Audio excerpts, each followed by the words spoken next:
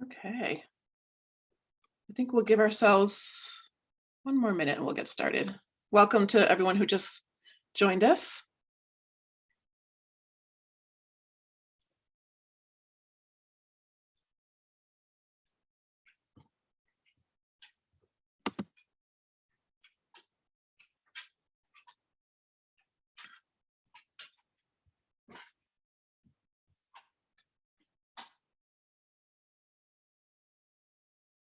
Okay, guess we'll get started. So for those of you who don't know me, my name is Candace Bradbury-Carlin. I'm the director of the Tilton Library, and I'm really excited to welcome all of you, the panelists and the attendees, to the Tilton virtual Q&A session about our building expansion. And just a few upfront business items.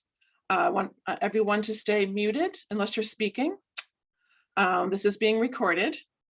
When it's time to have questions, I'm going to have write questions in the chat window, and I will be facilitating those so that we'll have a nice flow of conversation with the panelists. Let's see, anything else? I think that's probably it, the main thing. So stay muted, questions in the chat, and that's good. All right, so here we are, about a decade in the making of our expansion and renovation project of our beloved library. And why are we doing this? The staff, the trustees, and the friends and I like to think that the challenges of our building are speak for themselves, but we're also, we're in it all the time. However, I'm guessing that most of you that have visited the building for the past 10 years or more have noticed how crowded our shelves are. And it is a fact that for every item that we purchase, we have to find another home for an item. We have to take an item off the shelf.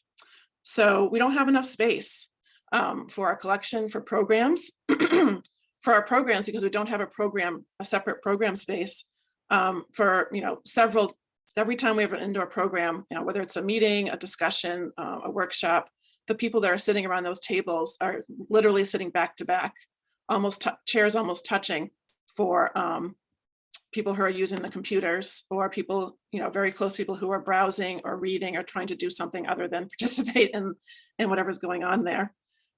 We have middle and high school students that are just a stone's throw away, and that walk and drive by on a daily basis, and all we have for them to call their space is a narrow former closet. We have one bathroom and 2 floors, and so that is inconvenient for staff and for patrons, and it's not accessible. Speaking of accessibility, we do have a lift, but it's slow and chunky, and we've noticed a lot of patrons that come to use it, that come to the building, opt not to use it. They'd rather hobble up the stairs than use that. Our spaces are narrow, and again, we only have 1 bathroom. One thing that COVID has made crystal clear is that for us, and for I'm sure many other libraries, is that public buildings need to be flexible so that we can better serve people and still be safe, that everyone can still be safe. So those are the big challenges. There's others, of course. And we feel like it's time to adapt to our growing town and our evolving world. And so we have a multi-million-dollar grant at our feet. So we're poised to complete this transformational journey.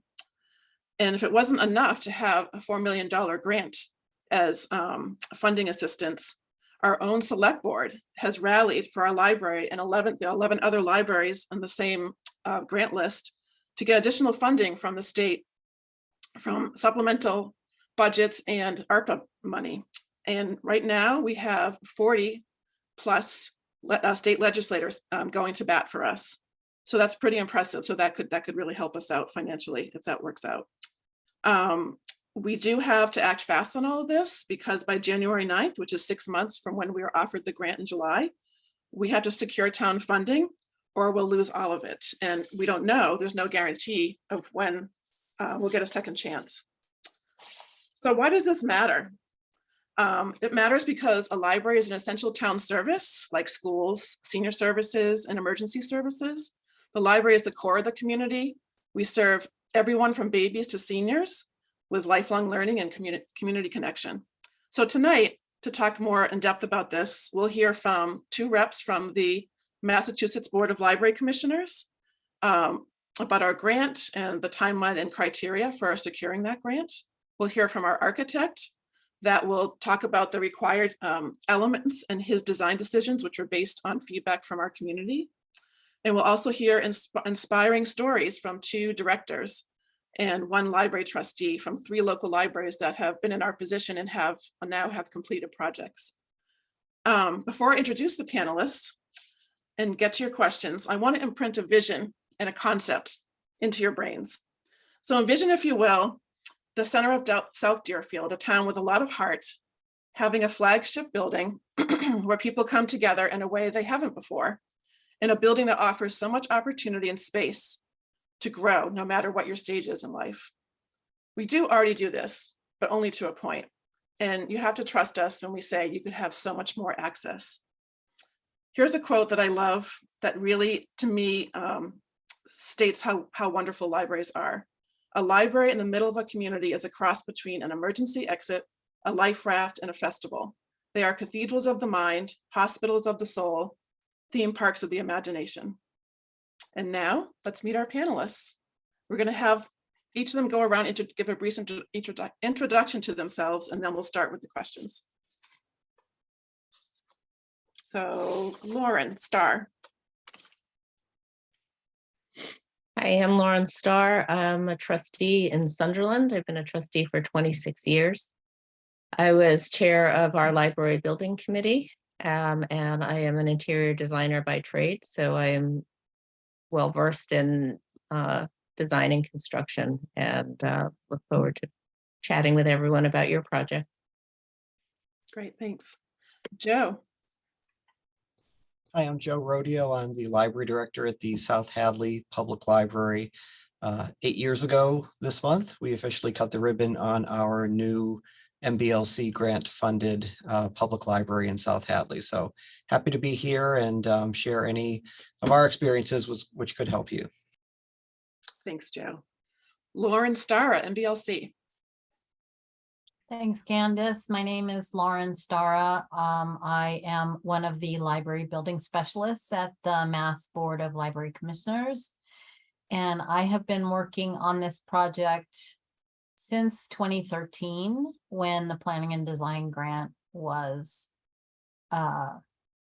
underway. So I have a long history with this project. Great, thanks, Lauren. Andrea. Hello, my name is Andrea Bonobunker, and I am the other library building specialist at the MBLC. I have been with the MBLC since 2018. Prior to that, I was the director of the Woburn Public Library and went through the construction project there using the MPLCP, Massachusetts Public Library Construction Program. So I have experienced it on both sides. Great, thanks, Andrea. Phil.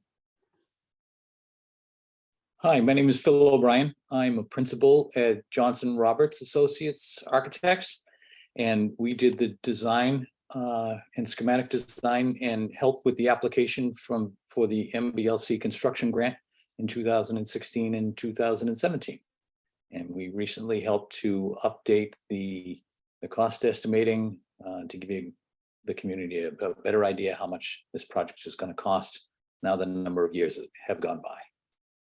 Great, thanks, Phil. Patrick.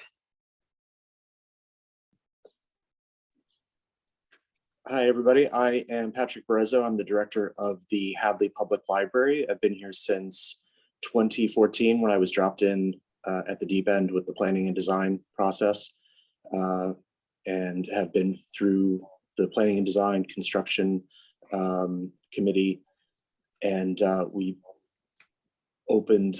moved in November of 2020. So we were during COVID, but we opened the doors to the public in July of last year. So we've been in the building for a year. And so we have a good feel for, how people feel about the change. And it's a really exciting time to be here. Great. And I think that's all of us, all of you. So, so we can start with the questions. And like I said in the beginning, if you could type them in the chat, and we won't necessarily be going in the order, but in the relevance to the discussion that's happening. So go ahead, and any questions you have, you can start now.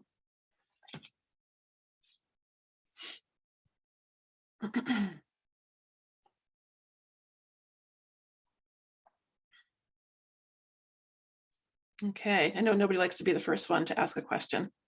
So I'll start. Patrick, you're the most recent, like you just said, you're one of the most recent completed projects. So what would you say has the response has been to your community and using the newer library? Yeah, I mean, it's overwhelmingly positive. You know, our statistics are way up in a way that I mean, it's undeniable that this building has had an impact on getting people in and using library services. We've seen a lot of library patrons that, you know, we were similar to Deerfield in the sense that we had an older building, our services were limited and constrained. And so we lost over the years, I think we lost a lot of residents to surrounding communities with more updated, robust library services. And we've seen a lot of those people coming back to us, as well as a lot of folks discovering us for the first time that aren't necessarily residents, because, you know, we are sort of uniquely situated on two really busy roadways, Route 9 and Route 47, right at that intersection. So a lot of people find this library to be really convenient in their, you know, daily travels or weekly travels, whatever they may be. So our numbers are way up, and overall, I mean, overwhelmingly positive reaction from the community. Great. That's inspiring. Thank you. Okay, let's see. Here's a question for Phil, I think. When will we be able to see the new layout with the addition to the side between the existing library and the church building? So this is someone who has a little inside knowledge. So do you want to speak to that, Phil? Sure. I would love to be able to look at that. You folks, I work for you and through you, your community. As soon as you authorize me to go ahead and do that, I would be happy to. We took a preliminary look at that quickly to see how it might lay out on site and how the parking might work. And it seems doable. And it also means that we could save one of the large trees in the rear yard. Right. Well, I know that a lot of people, their opinion or vote is hinging on the those trees. They're much beloved. So Phil, another question for you. Will there be meeting rooms available to service organizations? Or maybe that's a question for Phil and for me. You can talk about the amount of meeting space there is, and then I can talk about the, you know, what they'll be used for.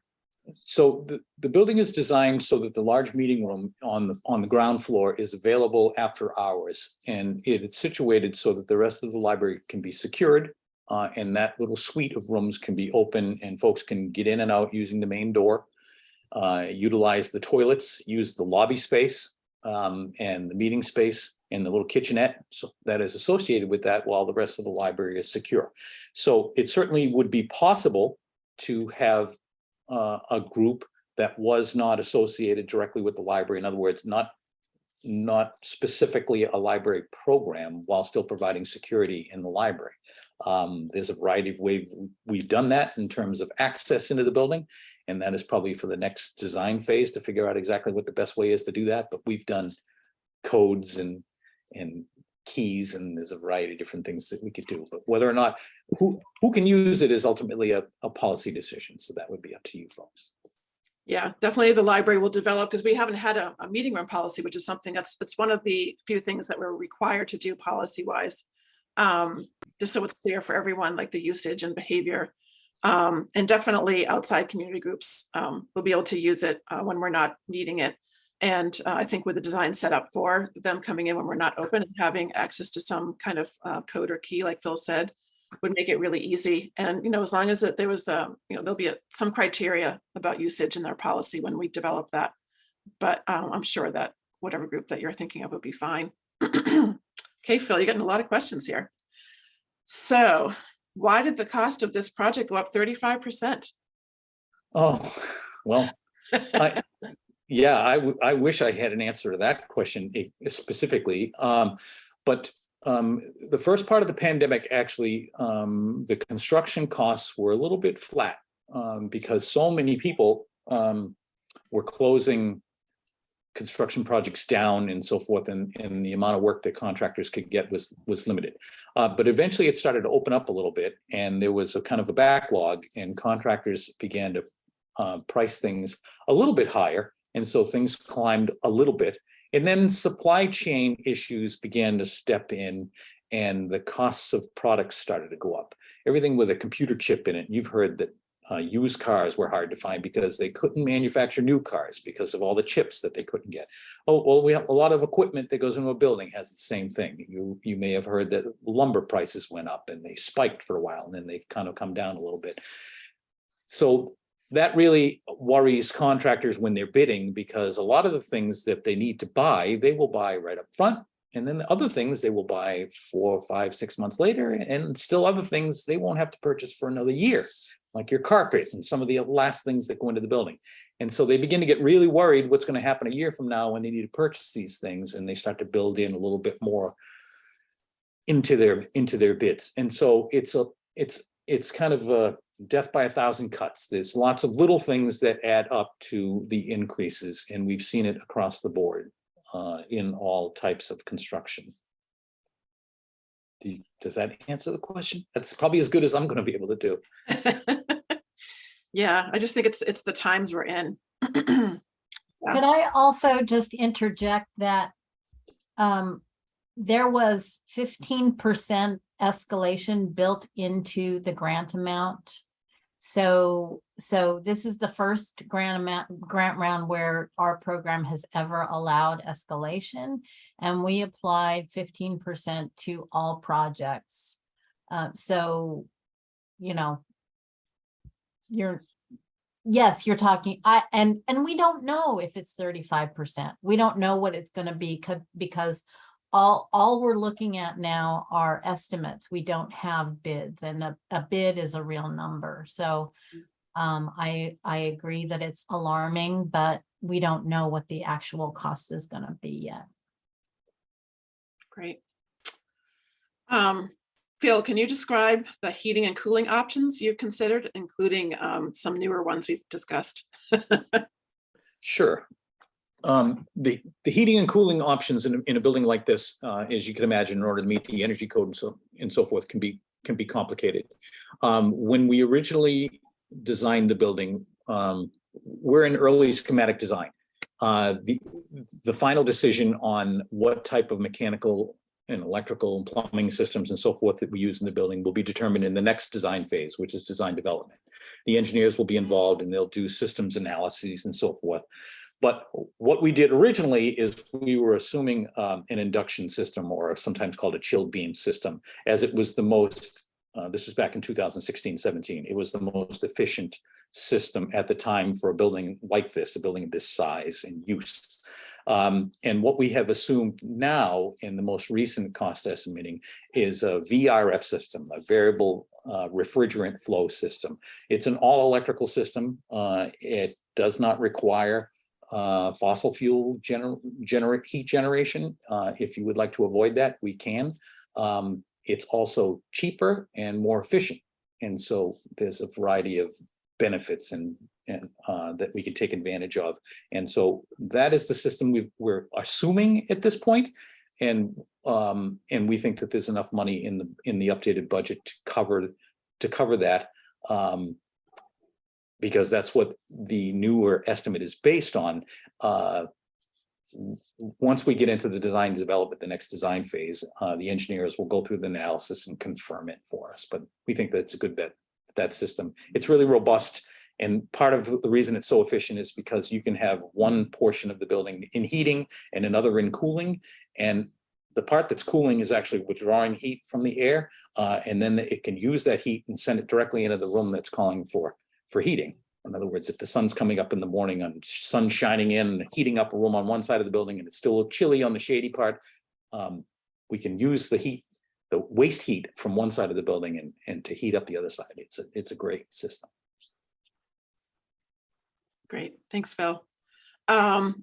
Yeah, there was a question with Lauren and one of the attendees about, with an increase in cost, could there be an increase in the grant that we received?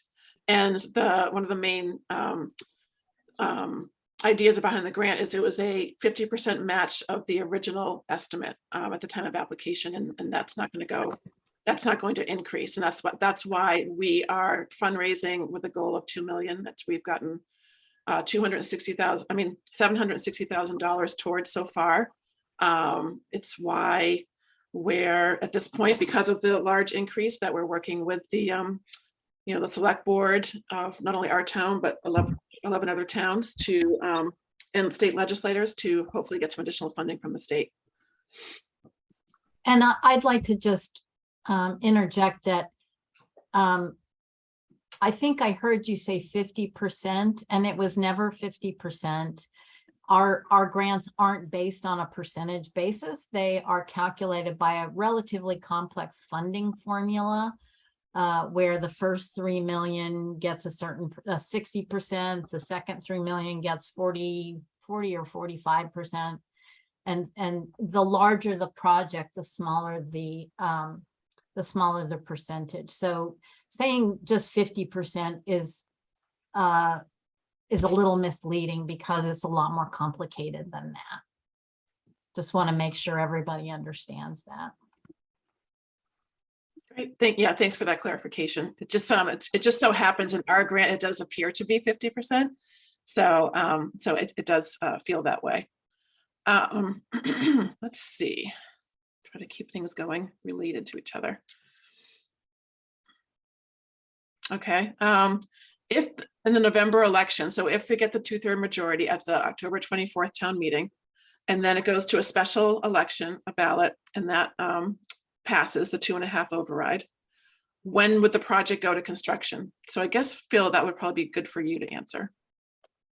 So it would take us a couple of months to go finish the schematic design and look at some of these other options we're talking about for potentially placing the addition in a different spot. And then we would go through that design phase that I mentioned and work out all the systems and the details and what everything is going to look like. And then we would do the construction documents and the specifications, what the builders would use to bid and then to build a building.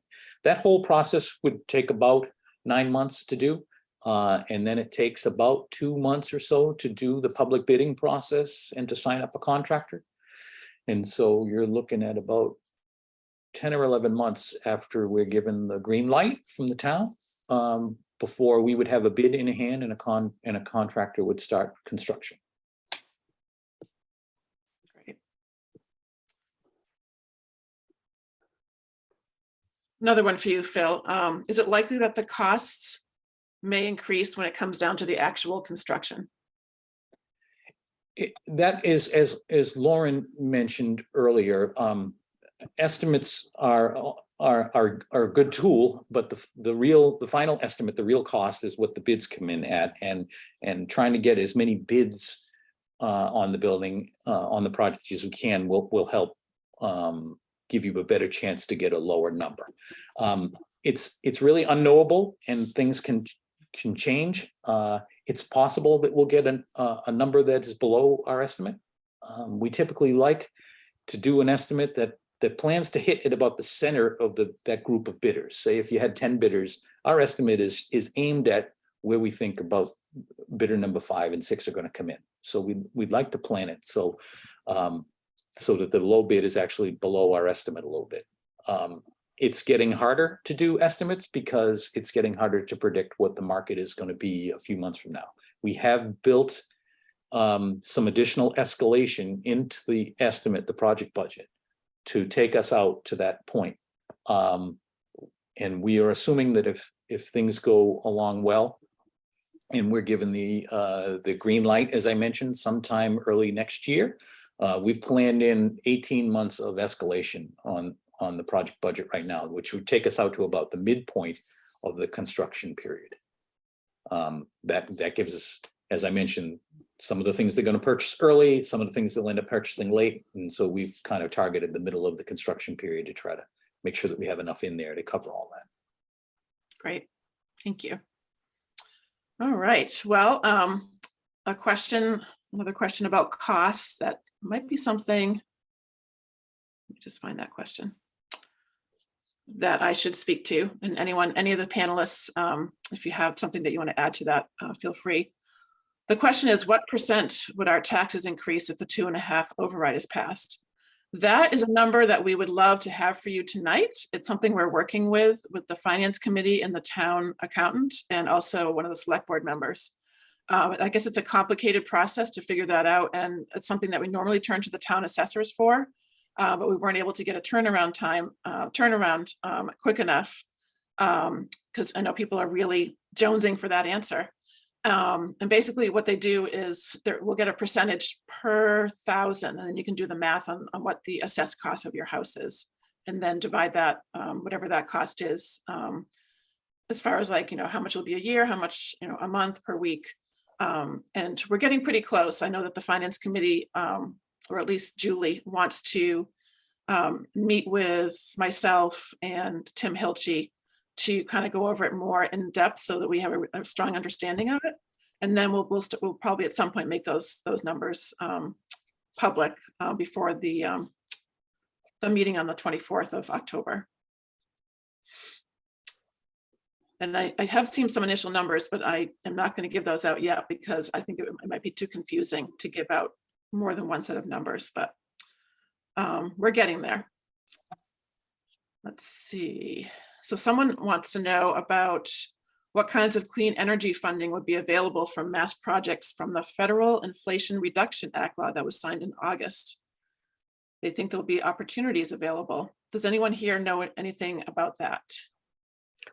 Candace, this is Sherry Morgan. I asked the question, and I've been doing a lot of lobbying related to climate and climate bills, and so we are just beginning to get some information about the various types of funding that will be coming down through the Inflation Reduction Act. And it's a hard bill to get through because it's almost 1,000 pages, and there's lots of categories of money, and some of the funding requires a state match. But I was glad to hear Phil talk about, how long a time period it is until we actually go out to bid, because the federal monies are not going to be available until starting in 2023. And given the description that Phil gave about the heating system, I think there's a really good chance that there might be opportunities for funding because it's clean energy. So I would say really keep an eye on, I would say ask Joe and Natalie to help you keep an eye on the funding that will be coming down. And if I see anything, Candace, I can shoot you an email. But I think there is potential for that. And so that leads me to ask a question, because in the, Anna Lee asked the question about how much taxes are likely to increase. But if other funding becomes available after you calculate how much taxes might increase, at what point in this process do the increased taxes go into effect? I'm not sure about that. That might be something that if Julie Chalfant is available to speak to that.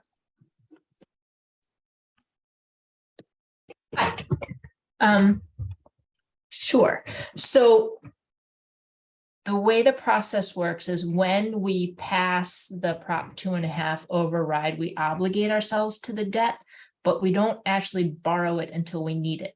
So as we go through the construction process, we borrow enough to cover what's going on every year. So the first year will be pretty small to cover like the drawings and that kind of stuff. And then the next year will be much bigger to cover the beginning part of the construction and so on.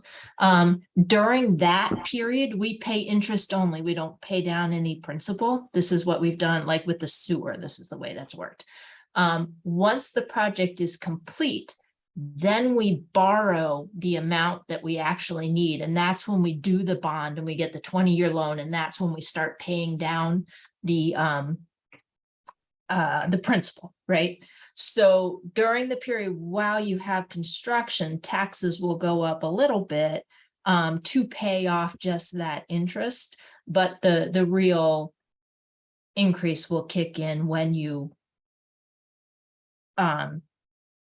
put the bond in place and start paying off the principal.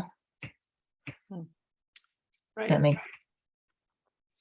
And at that point, the town will be paying down the bill with the grant fund, privately raised funds and other possible grants that we might be getting. Yep. Yeah, so that would affect the tax cost, at that point. Right. So if you take the example that we're talking about in round numbers, if the project ends up costing 12.3 million and we get essentially a $4 million grant and you guys raise essentially $2 million, then that money would get paid sort of during the construction process. So when we actually borrow money, we would borrow 6.3 million, not 12.3 million, because we would have already paid using the grant money and the donations, 6 million. Great. Thanks, Julie. Sure. Let's Candace, see. if I can just go back to the Oh, green, sure. the green building and the mechanical systems.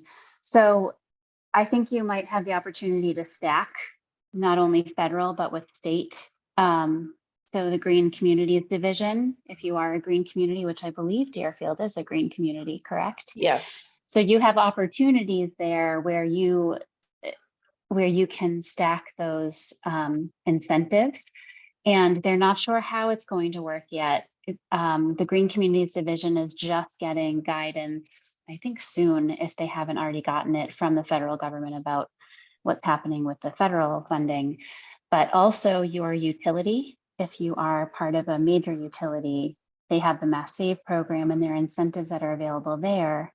And you have to work with them from an early stage in design to get into the path that is for that's the most lucrative for incentives.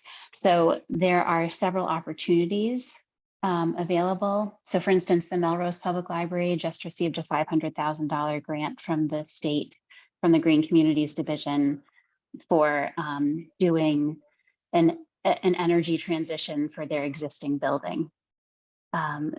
That's part of their renovation expansion project. So there are other opportunities out there to get funding for that as well, in addition to the federal funding that will be coming. That's exciting. On the issue of funding, somebody asked, when do we expect to hear if additional, it wouldn't be additional state, the term state aid is a term that we use for libraries that should be separate, but I think you mean additional state funding. And how much do you expect to receive? What's happened is the 12 libraries, 7 that are trying to go forward this year, and the 5 left on the wait list that would be going, soon after us, have banded together. And this all started from our select board. Our select board in Deerfield is spearheaded this whole movement. Started with us, and then it picked up momentum when other libraries said, "Oh, let's work together." And like I said earlier, we have 40 state legislators that met with the MBLC recently and had a really good meeting and are really feeling motivated to work on this. There's a lot of timelines being talked about. I know that the most recent one I heard about, I think, was from Mary Rose at the MBLC the other day, and Andrea, you were in that meeting, that wanting to wrap up the bills for this session, before the holiday break at Thanksgiving, that there could be some votes there. I don't know if it would be for the ARPA funding. It could be for the supplemental budget funding. But then there's some money that could be voted on next year. So I'm not exactly sure. Maybe Andrea, you have a better, more current handle on this. So Mary Rose is our legislative liaison from the board. So she knows the most about this. But by Thanksgiving, there are two possible bills that that they could look to for this funding. And one is the supplemental budget. But by Thanksgiving, they'll know about that. I believe the ARPA funding has a longer period of time for when they can decide what to do with that. They don't have to extend it, I believe, until fiscal year 24. Don't quote me on that, but I think that is the timeline for the legislature. And so that doesn't have quite as much of the fire behind it, I think, in terms of them having to decide how to disperse that money as they do with the supplemental budget. So the timeline is about Thanksgiving, but in terms of our discussions with the legislators, in terms of how much and how it would be distributed and equitably, we don't know any of those details yet. So none of those details are worked out. Mhm. Yeah, all we can say that each of our libraries can say is that the ask is the total increase beyond what we were expecting to pay. So for us, it would be $4 million, but that's just the ask. We don't know what we'll get. Sherry, did you have a comment? Yes, I wanted to say, I'll just explain that I've been watching very closely the economic development bill that is moving through the legislature. And they are, everybody knows that we've got a surplus of funds right now. And so the bills that have been proposed, they're proposing to spend down American Rescue Plan Act monies and some of the surplus. And Andrea, you're right. The ARPA funds don't need to be, I think you're right. The deadline to spend the ARPA funds is maybe 2024. It's out there somewhere. But the economic development bill that the legislature is currently looking at, they may choose to obligate some of those ARPA funds. And Candace and I have chatted a little bit about this effort to get the legislature to fund the extra costs for all of these libraries.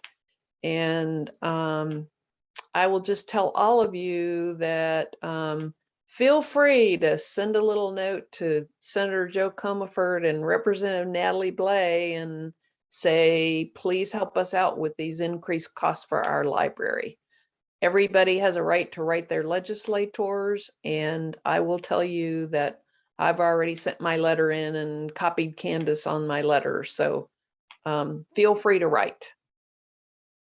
And I'll piggyback that by saying, if you don't have the time or the wherewithal to write your own letter, if you go to our website, you'll see the Tilton website, you'll see one of the banners there.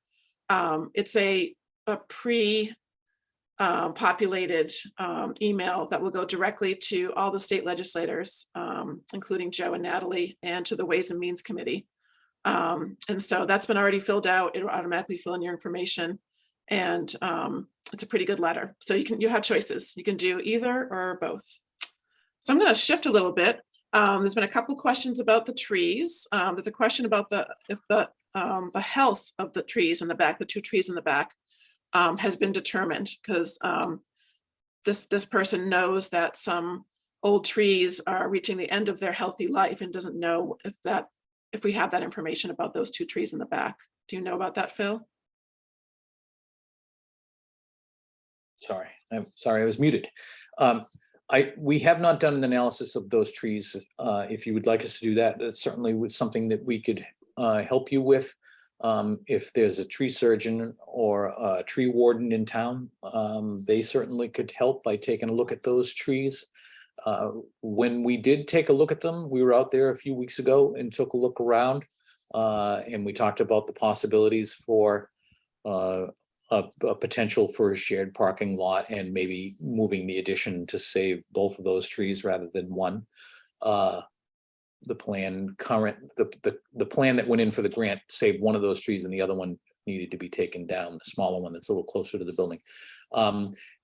When we looked at those a few weeks ago, they actually looked like they're in pretty good shape. I didn't see any bad or rotten limbs. I didn't see any rotten spots that go up through the center. Based on what I saw, they looked healthy to me. But I'm not a tree expert, and it probably would behoove you if it was going to be really complicated, and I don't know the answer to whether or not it will be to move the addition. We could that's certainly maybe worth taking a closer look at the health of those trees to see whether or not it's worth it. My initial impression is that they looked good. Great, that's good to know. There is a question about our fundraising campaign. Do you want to talk to that, Eric? Sure.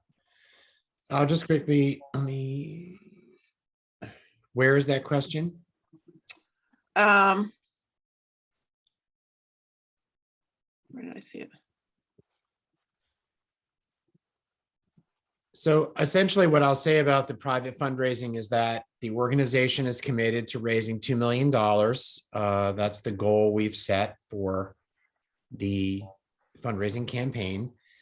To date, there's a commitment of $750,000, so $750,000, 30% of goal in pledges. Those pledges some have been longstanding. And then the other part of what we've done is take on a lot of prospect research, new conversations, foundation research. We've looked at 400 potential supporters of specific organizational support. We've looked at the town roster of donor prospects. We've looked at past supporters of the library, and we're in conversations. One of the big hindrances at the moment is how solid this project is to go forward. So major donor prospects are like investors. They look at a project and say, wow, it seems like a lot is hinging on a bunch of decisions. When those decisions have been made and I feel like there's more security in its advancing, then let's talk. And the fundraising effort will continue until we get to goal. That's the commitment we've made, is 70% through the quiet phase, what we call it, sort of major donor and other campaign, and then 30% through a more public campaign of events, monthly donor support, ongoing support. And so unfortunately, we can't make a commitment to say it's going to go way up based on the cost increase of the project. I think the feasibility study for this community keeps us safely at 2 million. We'd love to exceed it, but we do not want to overpromise and underdeliver. I hope that answers the question because I still didn't see it. But that's the update on fundraising. We're excited that so many folks have expressed support of this project. And we have gifts in the 6-figure category that we're considering and expanded support. So it's definitely in line with the projects. This would be, I live in Deerfield, but this would be my 25th capital campaign project. So I have a lot of experience seeing those things have their ebbs and their flows. One of the unique ones, again, is the answer to how is yes. And if we say yes, then a lot of things move forward. Great. So Joe, I haven't asked you a question yet. I think what I'd like to hear from you are what are the most popular features of your newer building? What do people seem to really appreciate that they didn't have access to before? I think one of the most popular features of our building is the meeting space. I mean, we do have 2 meeting rooms which are available to the public, available after hours when the library isn't open, available on weekends. And they're used, I think, 12 to 1,400 times a year. In our old building, the rooms weren't handicap accessible. It really was just library programs going on there because really nobody else would want to meet there if they had any other options. So when we opened and we made that meeting space available, there were groups that came into the library to take advantage of that meeting space. And many of those were people who hadn't visited the library necessarily for library use, but they came for the meetings, and their curiosity got the better of them, and they decided to walk through the building. And a lot of them became library users and library supporters simply because their meeting took them to the library. Their curiosity got them into the building. And once they saw what we had to offer, they were kind of hooked. Our teen room is another great space. Like you, in our old building, we had a small corner of the children's room set aside for teens, and it was right next to the picture books. So, you had a very good chance if you had a 15-year-old and a 5-year-old, the 5-year-old might pick up a few new words listening to the teens hang out in their corner of the room, and that isn't necessarily a good thing. So just to give the teens their space, and we also worked with Phil O'Brien and the team at Johnson Roberts, and our building committee made a commitment to really give the prime real estate of our building, the best corner of our building, the best space to the teens, because they were such an underserved population, not just for the library, but in the town. And it was a great, a great response. We have, teens using the building, parents who appreciate that. We were able to make arrangements with the schools to have an after-school bus bring kids directly to the library so that they could make use of the building. So a lot of it is, we have what we had before, books and computers. What we didn't have before was space for people to actually enjoy what we had. And it's amazing, just even the resources that we carried from the old building to the new building, by giving people the space to move around the building, they were discovering things new to them that had been in the library all along, but we were so jumbled together, they never really had the opportunity to see what we could offer. So, it's funny because space necessarily is an empty thing, right? Space is just nothing. But without that space, you can't really have the opportunity to people to move freely, and the accessibility is such a big thing. I had told someone before, you don't know who you're not serving until you're able to serve them, because they're not coming into your building. And it may be a disability. It may be that they just don't feel welcome because of some sort of setup or thing. So you think, well, if we build this, this group will come or that group will come. But what we found when we opened the building is there was a large part of our community which was not able to use our building in ways which we couldn't think of because we weren't affected the way that they were. So you don't know who you're not serving until you're able to open the doors and provide them a space that is accessible to them. And that was a real eye-opening experience for us. Great. And I've been to the building. I was actually a part of the building committee years before I had this position, and we went on a field trip and yours is one of the most recent at that time completed. And I can see why people, they go and then they keep coming back. It's wonderful. And the same for you, Patrick. On a Friday, because I didn't get to visit your building for a long time for mostly COVID reasons. This is the Hadley Library. And so I went on a Friday afternoon, and I was just so impressed by all the different functions that were happening throughout the library. Both meeting rooms were being used, and one was a group of seniors, even though there's a senior center right behind you. And the teens were in their room, and there were people all over the building, doing reading and on their laptops. And it felt like it was thriving. And I was really impressed, and I was excited. I was excited to bring that kind of feeling to Deerfield. So I don't know if you have anything you want to. I think you've summed it up. It's a really happening place. I mean, we're the thing of it is for us is that, and this is something that I'm sort of struggling with, is that, and it's a good problem to have, but we basically moved over from our sleepy little library with, we've got 3.5 full-time equivalents. So we've got basically the same staff that we had, but we've got this, incredible increase in traffic, and it keeps us really busy. There's never a dull moment here at all. And it's something that we hope to address over time to kind of like become more robust in our staffing. But yes, I mean, and I will second what Joe was saying a second ago about the meeting rooms and I think that really brought home to some of the skeptics how valuable this space is to the town, that it's not just for a certain group of people, library users, whatever those are, but that this is something that allows all kinds of different groups to meet. And as Joe said, it then brings them in the door to, read the newspaper or, just have a conversation with a neighbor. So it really is a great thing. And I think the after the fact, there's even more support for what we built than when we, were at the ballot box. That's great. So Well, just to quickly, does that answer Annalee's question about the grant, meaning you can't have space used for non-library use? So it sounds like in your cases. I can clarify that. The grant prohibits the library from having any space that is under the control and operation by another group.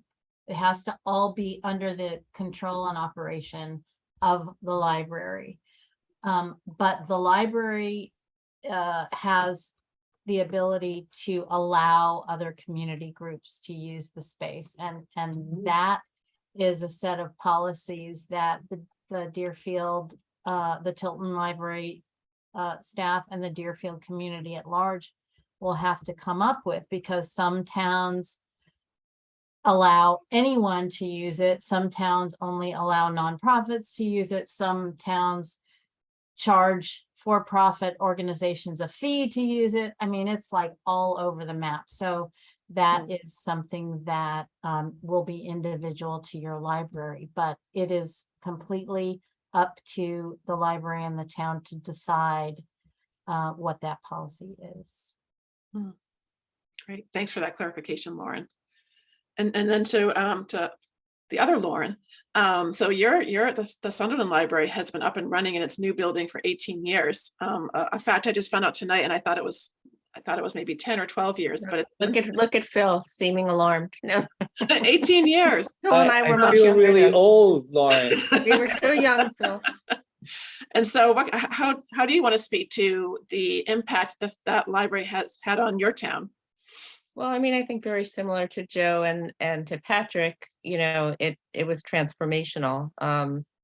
It was, was there opposition when we built it, of course, but I think everyone has pretty much come to really appreciate it. It is so much a center of our community. I don't think there's any other structure in town that accommodates the full, age spectrum. We also have had a very marginal increase in staff even over 18 years, but it's just amazing how much more you can do in the space, so you bring over those same materials, you bring over that same staff, and yet you're running a totally different operation.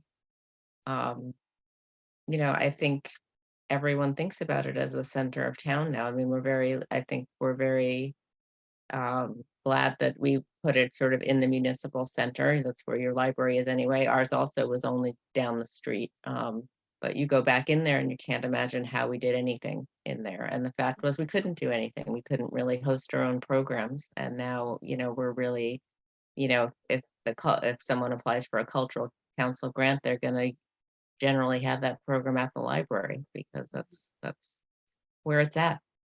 So there's just no comparison.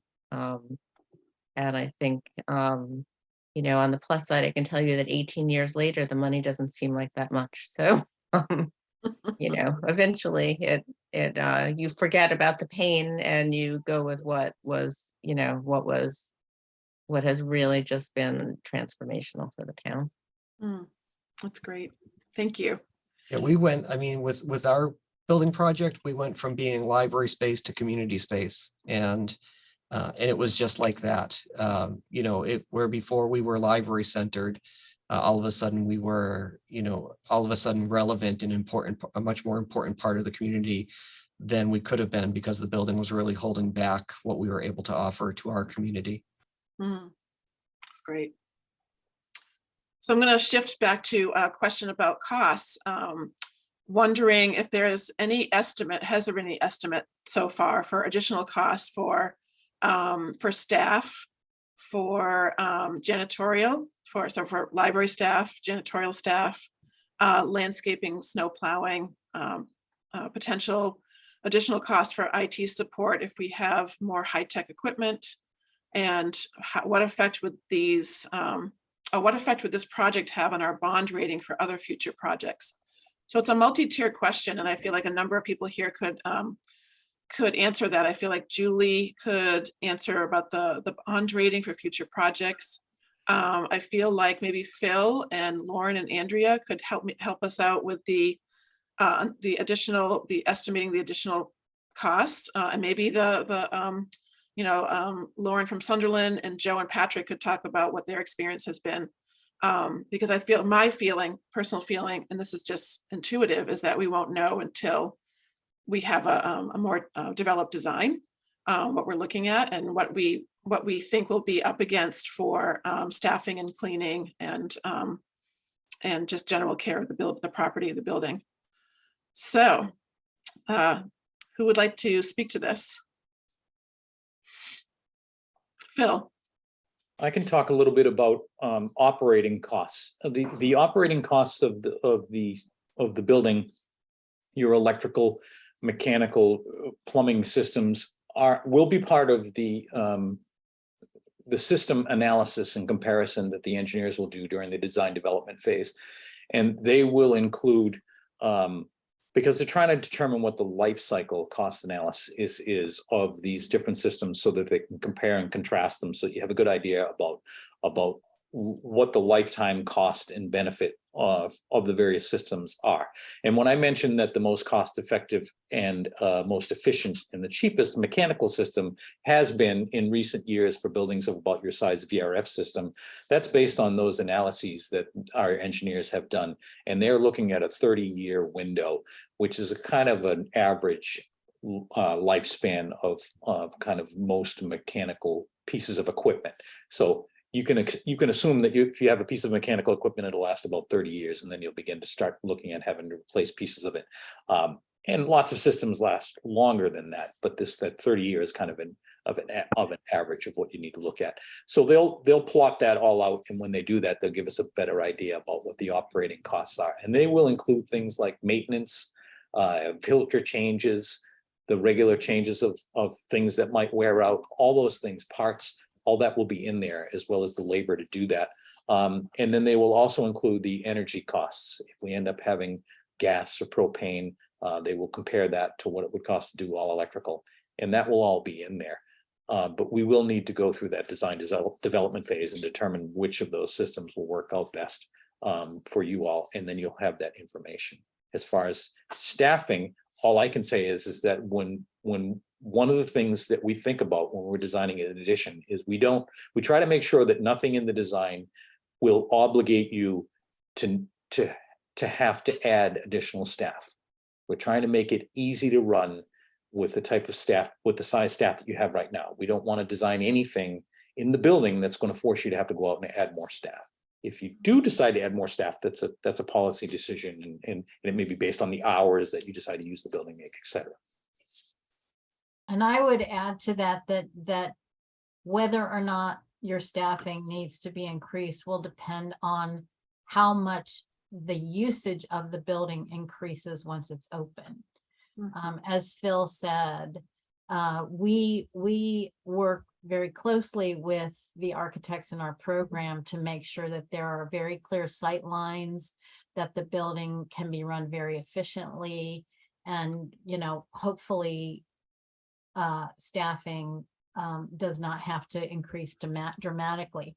But if you end up getting 2 or 3 times the amount of usage of the building, and that will impact your cleaning costs also. I mean, that really depends on how many people come through the building on a given day, how much programming you're doing, how much foot traffic there is. So these are really unknowns at this point, and you won't know.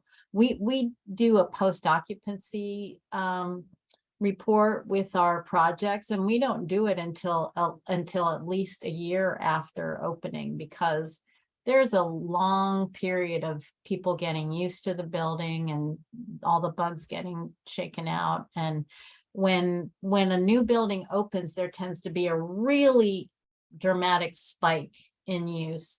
And then it comes down a little bit and levels off. It's usually more than what it was in the old building, but how much more really depends on factors that go way beyond the building itself. And I think for right now, we're not in normal usage yet. I think it's starting to come back. But, you know, for instance, Patrick, we haven't been there for post occupancy yet because it may not be fully, you know, I know you're open, but we want to see a little bit more normalcy return before we see that. So it depends. But oftentimes you need to be able to show your municipality those numbers of usage to be able to make a case to if you do need more staffing or funding. Great. And Julie, are you available to talk about if we go forward with this project, what the effect would be in our bond rating for future projects? I am, but I don't have a satisfactory answer to that. So I'll blab about it a little bit. So most people know that we have the fairly large sewer loan that out. And this loan would go on top of that. And as I said, we would have to, let me back up. There's a statutory debt limit of 5% of the what they call equalized value, which is essentially the value of all of the property in town that is taxable. So that's our debt limit. And we are allowed to borrow up to that debt limit. We already have a hefty chunk of debt for the sewer, and that debt is very long debt. It's a 40-year payback, essentially. When we borrow the money for the library, we obligate, like I said, we obligate that full 12.3 million, if that's the example at the beginning, and that goes against our debt limit, right? And then as we pay it down, you know, space comes available below the debt limit for us to borrow something else. One of the factors that goes into the bond rating is how much debt you have, right? How close you get to that debt limit. So as and this is the nebulous part, the sort of conventional wisdom is if you get too close to the debt limit, then your bond rating may suffer. I personally don't know what that means, right? How close is too close? What happens to your bond rating, whatever. I actually emailed Brenda Hill, our accountant, earlier today, and am looking for somebody to have that conversation with, because I would like to have somebody who has more experience with that kind of thing give me more feedback on it. Because I don't know. But that's the rumor. Well, you gave plenty of detail for someone who felt like you didn't have an answer. So But there's no like, oh, well, our, you know, instead of a 3% loan, we'll get a 5% loan because we're within this, you know, there's no quantification of it. I don't have a good answer, and I don't know right. Exactly what will happen. Okay. Thank you, Julie. Mhm. So it sounds like someone's saying that it sounds like none of the recently expanded libraries, and I wonder if also this might be true for Sunderland as well, have not increased their staff. Is that true?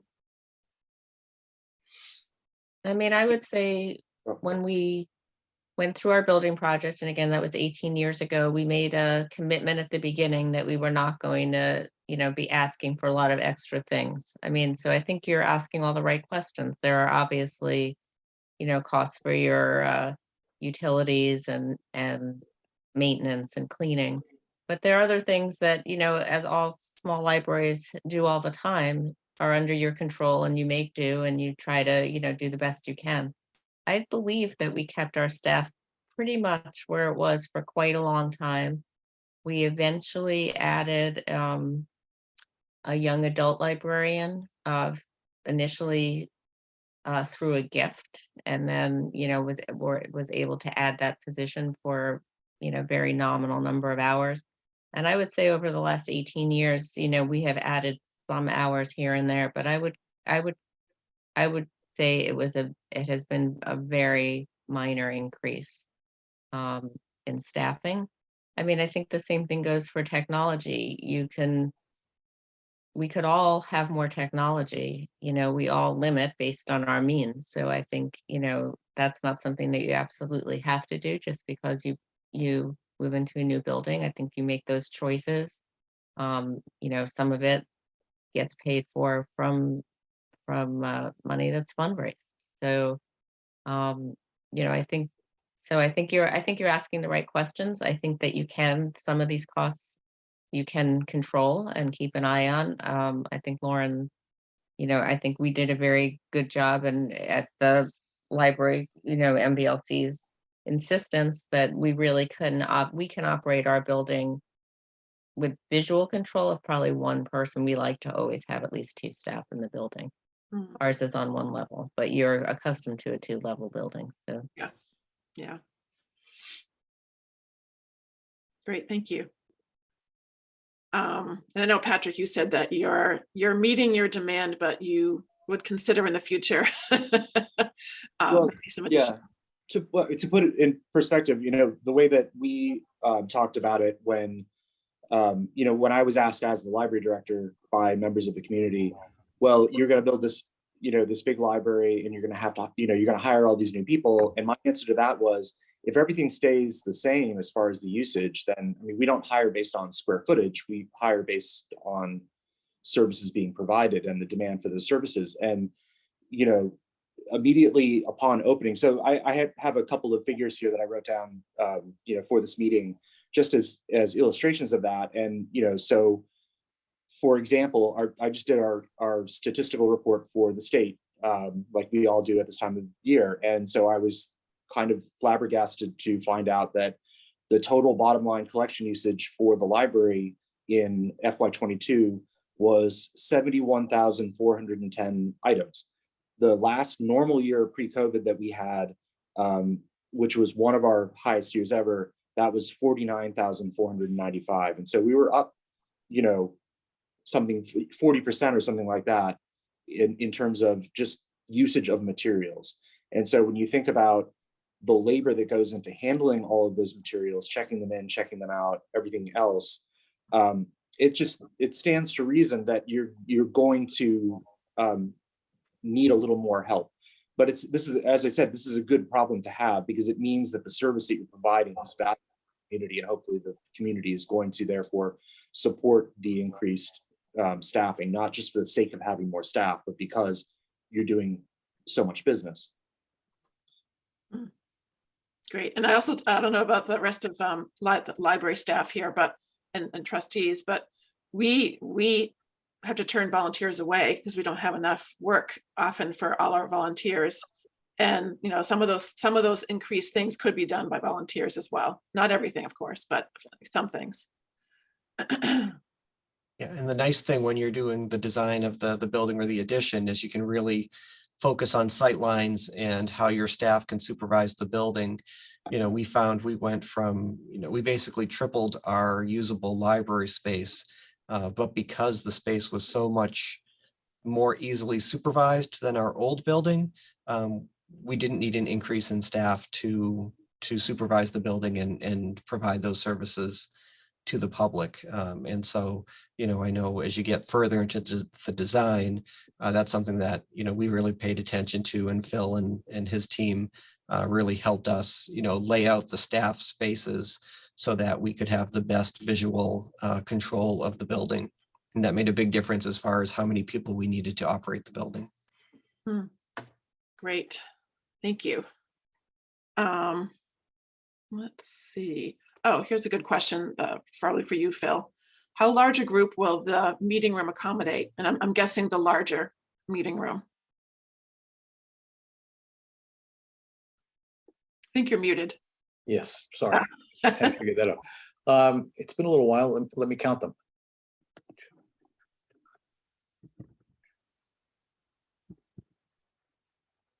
looks like about 70 days, Great. between 70 and 80 is what it looks like Wow. in the large meeting room. That would be folks sitting in, stacking chairs. Right. If you've put folks, assuming that there's, a person standing at the front doing a talk or something.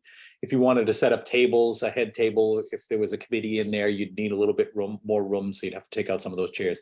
And obviously, if you were setting up tables and chairs for something like a working group or playing cards, it would hold less.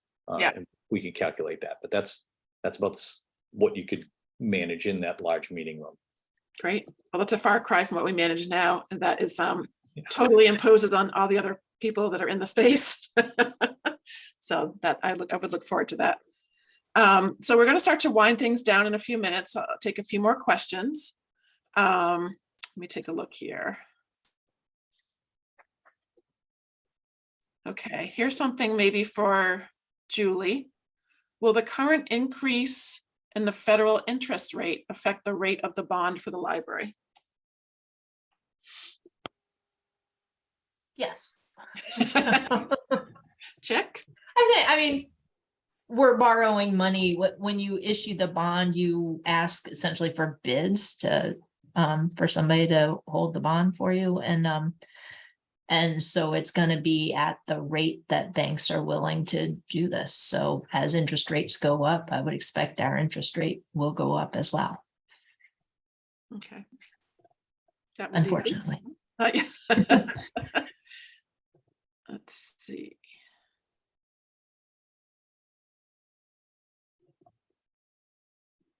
Just making sure I got everyone's questions. If someone didn't hear their question asked, please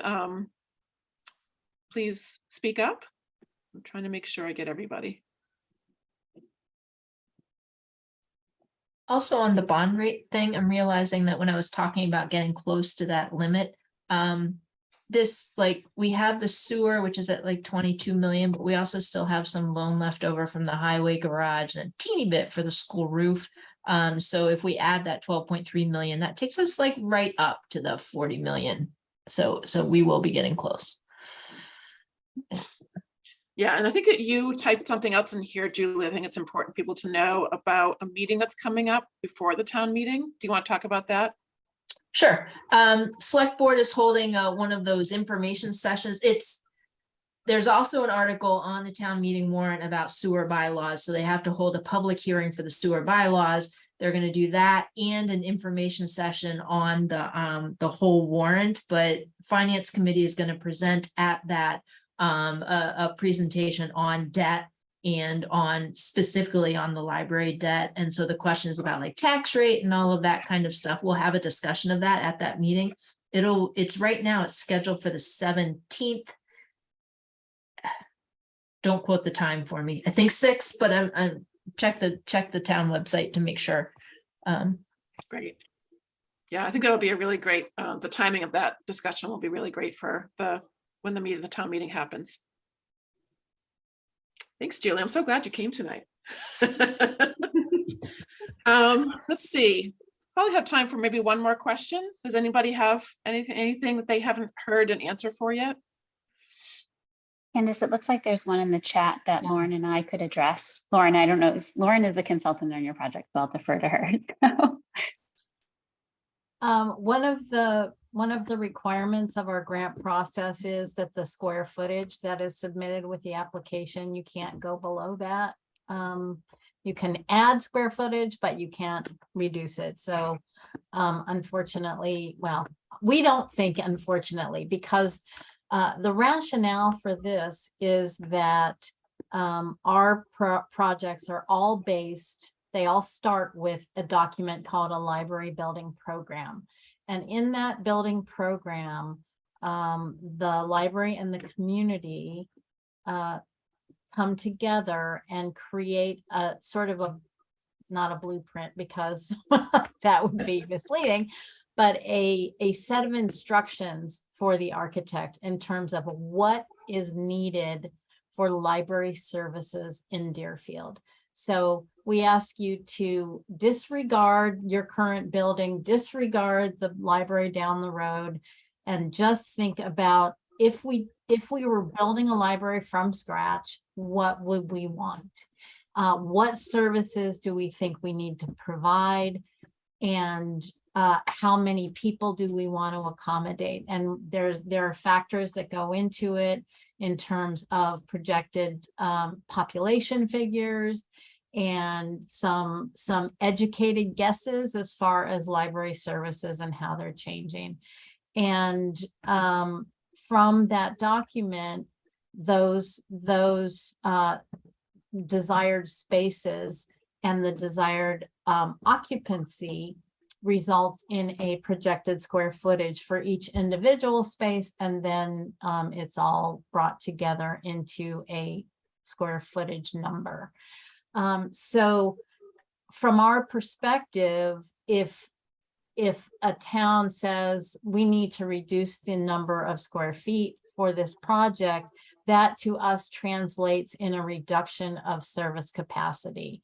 And the whole reason for our program is to help communities provide better library services. And so we don't allow reductions in that building program or the square footage once the application is submitted.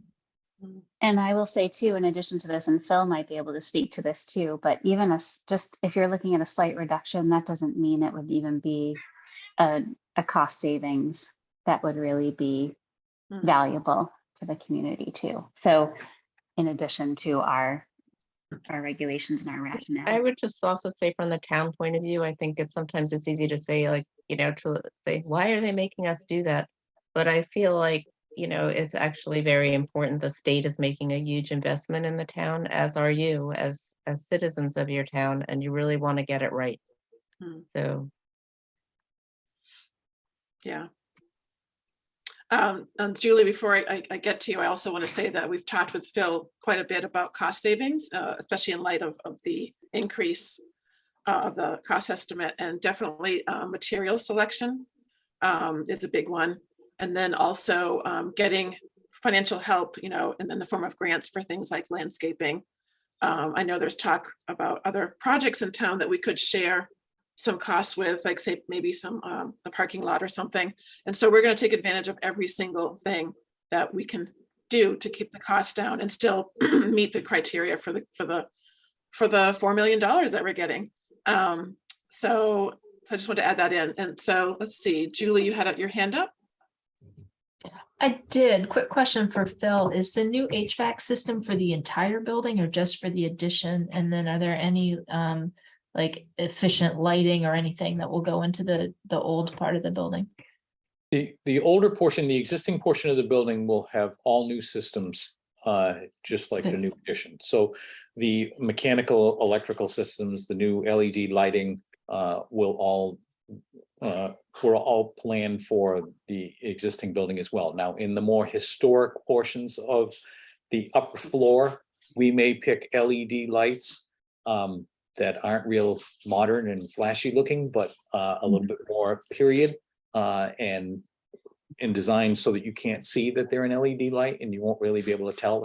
They make light fixtures that fit with historic interiors and so forth. And so we will be sensitive to that when we do that in that building. But even if you go in and you see something that looks like an older chandelier, it will be a highly efficient electrical LED, just like everything else that we're planning. That's included in the budget. Great.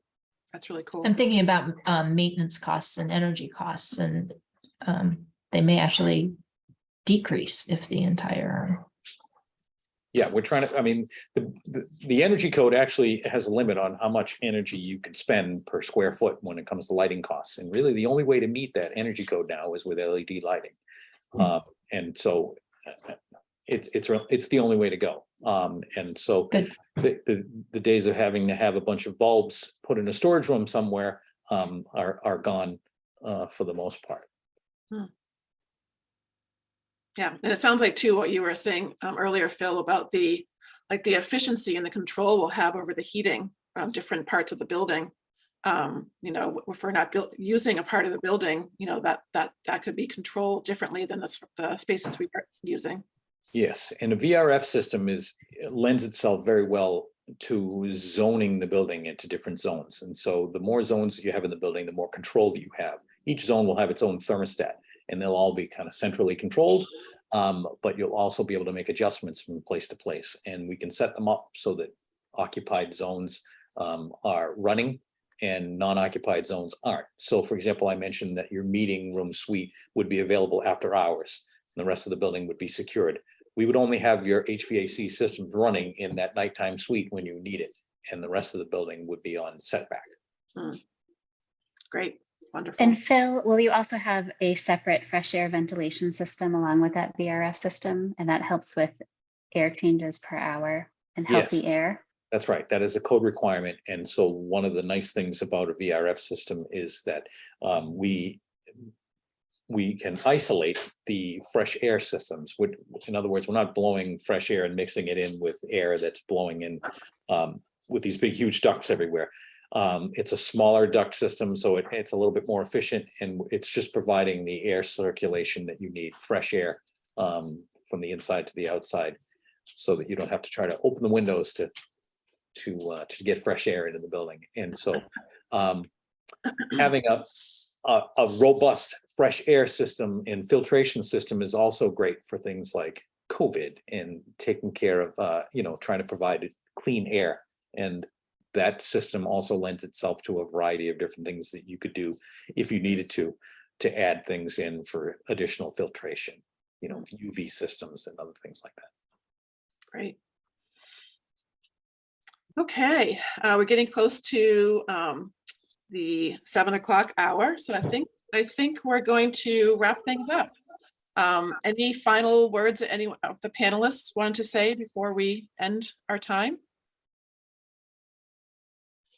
Okay, well, thank you, panelists. This has been wonderful. I hope it's been enlightening to people that came, and it certainly is. Even though I feel like I know everything there is to know about this, I certainly had some clarification myself, and so I think this is a lot of value of having you here to answer the many questions that people had. To everyone, Can I just say quickly that if anyone has questions for the MBLC later, or something you didn't want to bring up in a public forum, feel free to contact Andrea or I via email or on the telephone, and we're happy to discuss the project with anyone. do you want to leave your information in the chat window, Lauren? I can do that. Great, thank you for offering that. Sometimes it's great to go right to the source. So yeah, so for everyone that came with your questions or just to listen, just really, I really appreciate you being a part of this important process that's taking place in your town. And the next time you get a chance to engage at this level, or even more so, is a special town meeting Monday, October 24th at 6 p.m. and that'll be at the high school. And as we said earlier, if the vote passes there with a 2/3 majority, we'll go to a special election within 35 days. We don't have a date for that yet, but I'm guessing around early December. So stay tuned for that. And finally, I just want to tell you, I'll speak for myself, but I'm sure some of my colleagues here can say the same thing.